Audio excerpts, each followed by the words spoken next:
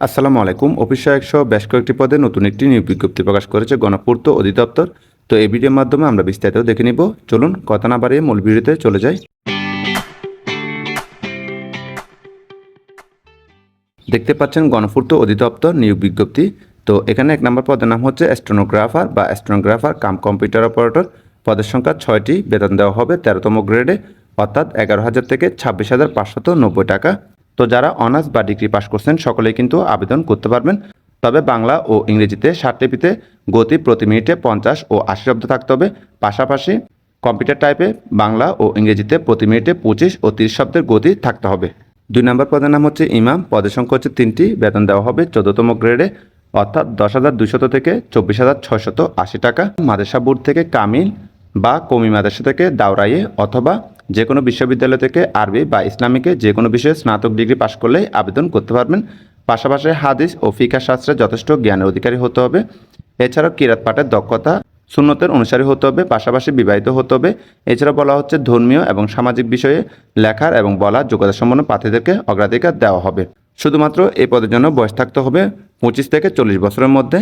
3 নম্বর পদের নাম হচ্ছে স্টেনোটাইপিস্ট বা স্টেনোটাইপিস্ট কাম কম্পিউটার অপারেটর। পদের সংখ্যা হচ্ছে 6টি, বেতন দেওয়া হবে 14তম গ্রেডে। তো যারা দ্বিতীয় শ্রেণীতে অনার্স বা ডিগ্রি পাস করছেন সকলে কিন্তু আবেদন করতে পারবেন। তবে কম্পিউটার ব্যবহারের দক্ষতা থাকতে হবে। পাশাপাশি 60 লিপিতে বাংলা ও ইংরেজিতে প্রতি মিনিটে গতি 45 ও 70 শব্দ থাকতে হবে। এছাড়াও কম্পিউটারে প্রতি মিনিটে বাংলা ও ইংরেজিতে গতি থাকতে হবে 25 ও 30 শব্দ।